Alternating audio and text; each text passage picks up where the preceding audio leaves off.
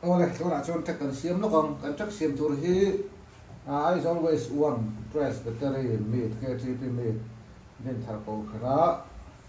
a to zan pathian e zan felisipa man dur ni ya ding te le dong ri zai na tur ni ya duet ami tur ni ti chuan thil siam lampang ani wang na tira hian thil siam lampang kha background a an mang do ne le thil siam video antinan ram ngolem ti te antinan sabalem ti te mo khatia hawang kha background ang nam kan tuma chu chuan idea ni chu gawing kha ke ma nghe đi amu ta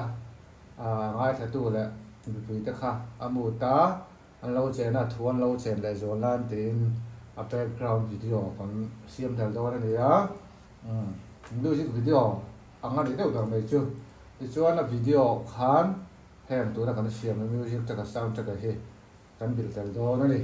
thì cho hết tất cả khan anh đâu play mà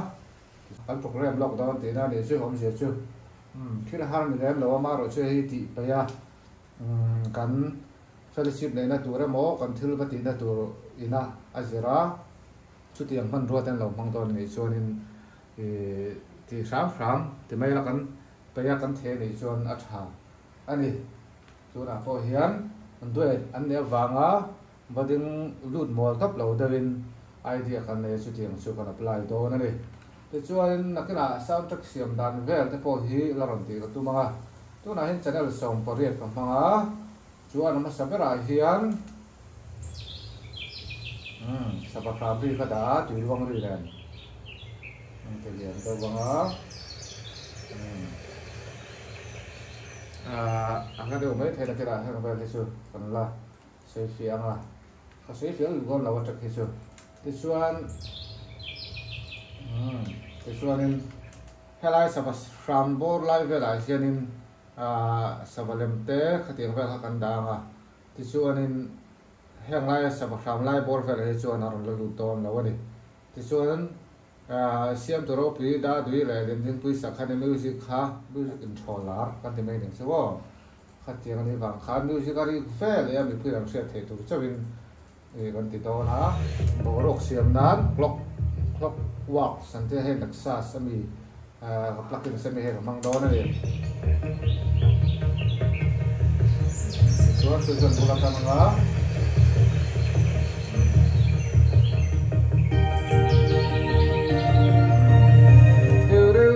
reu dia sih hay làm lụt đó này chú intro đi chú naksa sami đi thôi này 80s ballad bell đi này hay hi panin ka pola nei ti chuan aba khi chu atrak siam dan hi chu kan sei lawanga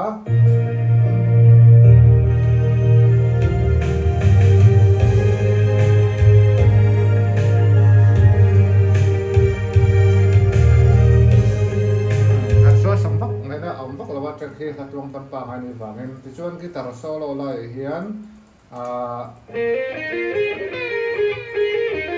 guitar rik five pamanga ti chuan Brian Maya guitar ri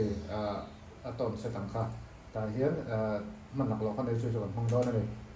guitar solo le kan ngai thang du tong o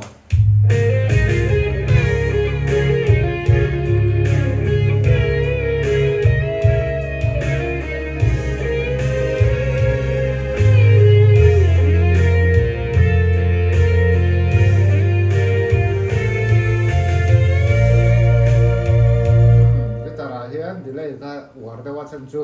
guitar solo lai hian tùy finger zau tak lam le phai zau lai tak kha background pan kan tu wangin chu wangin kha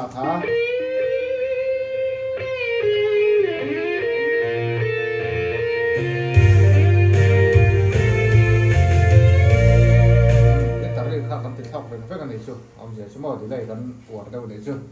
ti ve kha chak chung chang chu ni se ti chuan tu na chuan a video kan edit lo khang o le tu na chuan video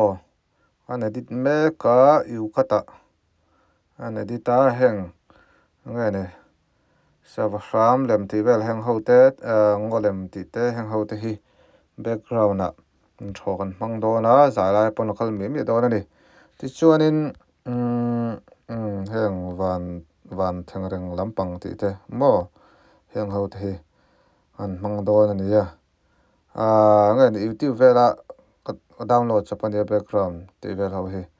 nge ni fi theng berin ka download ta 1080p ani ya tuna video ka siam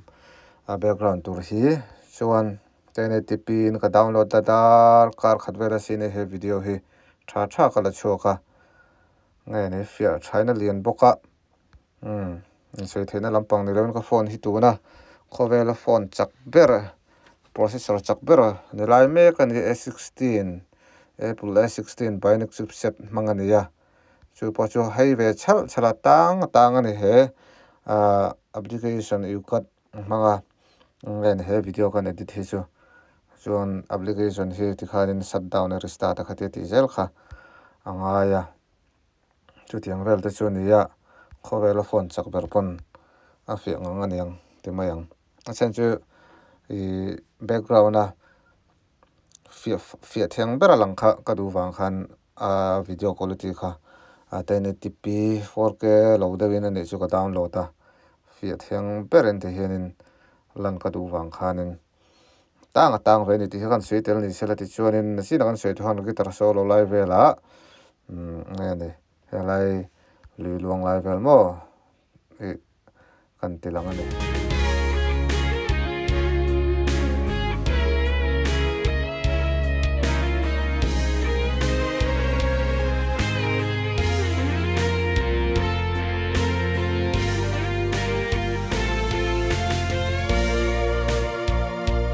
khatiang vel ta khani video chuna khina kan en pa je langa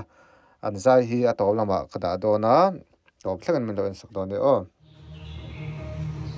ole tuna chuan video te ka han edit sofa hola rehearsal kan han nei china tuna hila takang turin background projector men ka han ka pa thei to kan han chuwa ve an sei to thinang khan thei to kan than he moina la ka impo se na zirzelin pathianin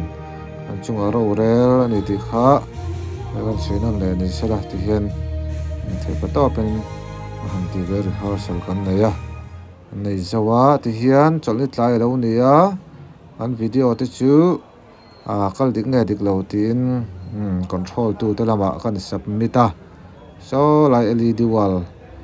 son so lai so LED wall ani kal thenge thilo kan ti kan te sa thani ti chuan tuna LED wall control tu chu ko pula computer om khan ya so lai panar angso siam ngai to lewin so computer ngen in handset sa helai atang hian an kap to me ni so lai LED wall helai computer hin thun zom heng lai controller ne te nei hian ti hian an hanin setup a din thar chu active sound nei tu pa po hming thana te veng nei pokan changthum khop maya ti chuan LED wall kha khi lai kan hmong khen an hnunga khitianga ron thlok zat ya background nge ni sai lai khitianga video ran che jok ho khatiang han control level kha ni ya na china kan hmu kha ta khen video du kha helai computer an select lek kha select ang kha khida khen ron lang to me ni background ang hi light mixer ne tu na kan hmu kha lai khop me hi light hian mixer nei thlapani ti te kha relo te kan lo om takin light hi audio mixer ti azet an nei ni active sound ho chuan te chen audio lampang chu so lama khan no man ni po han digital mixer anin chopa din thar pon thei to pen bual se ya bual se na ni po an be hau tak khop mai ai zo anga di press battery ke tri pin bin manga chuanin kanin chhop pui ber mai ngem o ka ti ani keima modan me fashion pui khop mai an mi chu ei hin biak en ani ya an biak en hi amuna ziam nangin an ti thiam me maya top zan kan thleng ta pathian biak en khom hi sang khat zali vel kan in khoma thingpi kan in zong fellowship kan tananga kan zai te kan en chhozel don le ti hian thingpi kan in sawanga fellowship turin zai ta lai mai nuam khop mai varanda nen chu ngan khat veka varanda lama hian subwoofer kung boka thum dup dup boka ni pon ma ko sabu fa na ri dup dup ni ti kha sei dal ni sera